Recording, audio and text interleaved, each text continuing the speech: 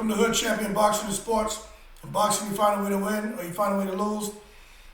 Yordenis Ugas. People are wondering why in the world would I give him a shot at beating Spence. Listen, Spence is a monster. No argument. Spence is a machine. No argument. Spence hits hard. No argument. Spence has IQ. No argument. Spence has a better resume. No argument. But at the same time, Yordenis Ugas is the Cuban Winky Wright. Now, if you don't know who Winky Wright is, then you shouldn't even be looking at boxing videos. And if you don't understand why I'm comparing Ugas to Winky Wright, then you need to do your research because you're in too deep. All right? And if you're commenting on this video and you don't know who Winky Wright is, you should hold your horses and just stop right now. Winky Wright was an amazing boxer. But why am I drawing this comparison between Winky Wright and Yordenis Ugas? Look at the guard, man. He has that high guard like Winky Wright. And he can see everything behind that high guard. And what the person he's fighting doesn't see is what that person is thinking. And when that quick jab comes out, that quick right hand or left hand, because Winky is southpaw, but it doesn't matter. That quick jab comes out, and then that quick cross comes out. Then step to the side, dip, roll out, hooks come out. But Winky Wright used to kill people with his jab. Jab alone. Ugas can do the same thing. His jab is key. His jab opens up everything for him. So if you don't know who Winky Wright is, then you really should stop and go do your research and come back to this video. Winky Wright, an amazing fighter. Man had 58 fights.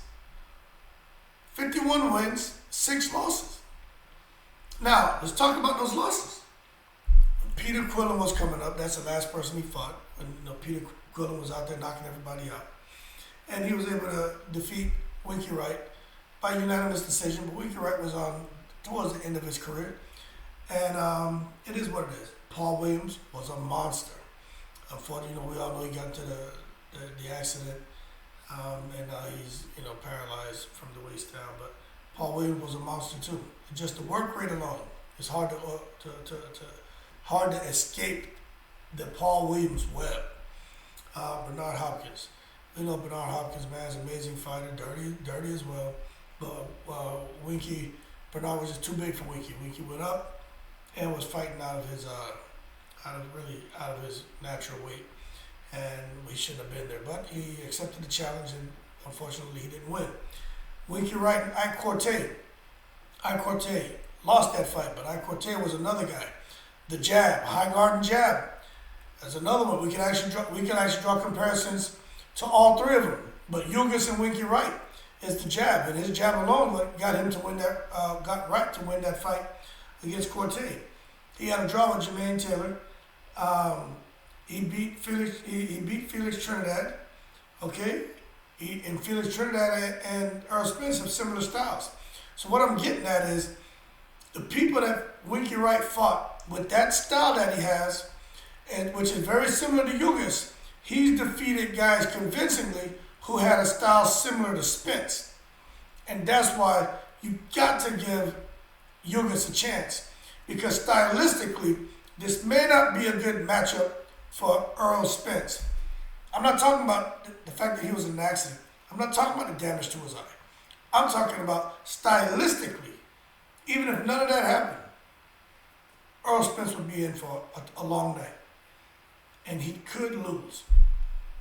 Because Felix Trinidad was highly experienced. Couldn't get away from that jab. But Felix didn't have a jab like Spence. But then again, that high guard and was able to walk people down and move around the ring, what Wright was able to do. Ugas is a guy who likes to move. He likes angles. He likes his high guard. It's not easy to hit Ugas. It's not easy to hit him.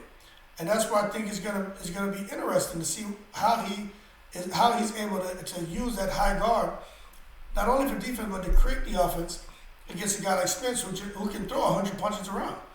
Body, head, hook, jab, straight right hand, double up, step inside, feint, see what you're going to do, bait you in, set traps. It's not going to be easy, but it's possible because Winky Wright did it. against a lot of phenomenal fighters. Absolutely phenomenal. And one thing though, Winky Wright had a loss to Fernando Vargas, which was a joke.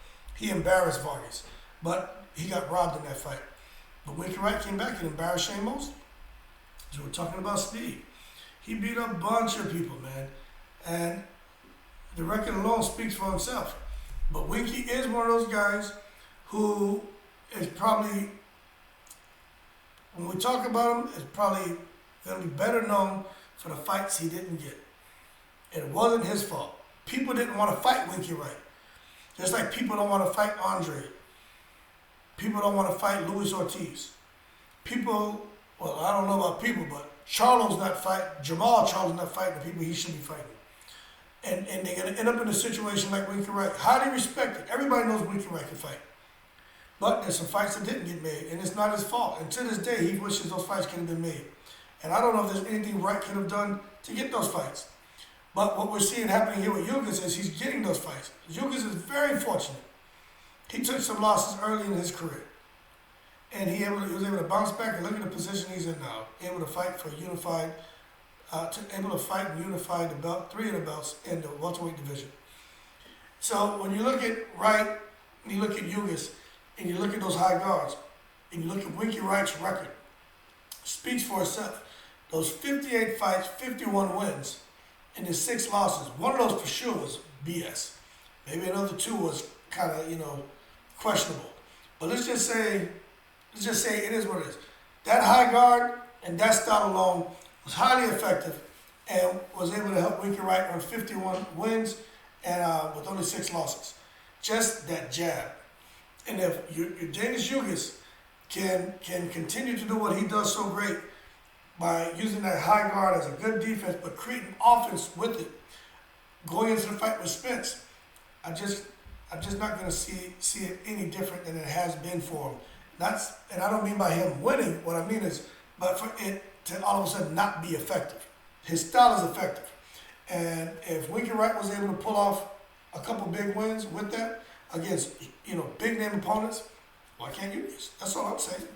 Why can't he? Now, you can leave your comment below and tell me why he can't. But don't talk with a whole lot of emotion and blow smoke. No, let's talk facts. Even if it's opinionated, I want to hear it, but don't just come out there ranting and raving. Defend your position. Make sure your position is tenable. Because mine's going to be. Anyway, man, like and subscribe if you enjoyed the video. And also, if you don't know who Winky Wright is, go look at his highlights. And just watch his jab. His jab alone is crazy. That jab, Ike Corte, crazy. They win the fight with the jab. People get knocked down with the jab. Their jabs were that effective. But back to what I was saying, like and subscribe if you enjoyed the video. Shout out to all the veterans. I appreciate you guys just taking time to watch these videos, man. I enjoy doing this. And as always, shout out to the veterans, and I'm in the breeze.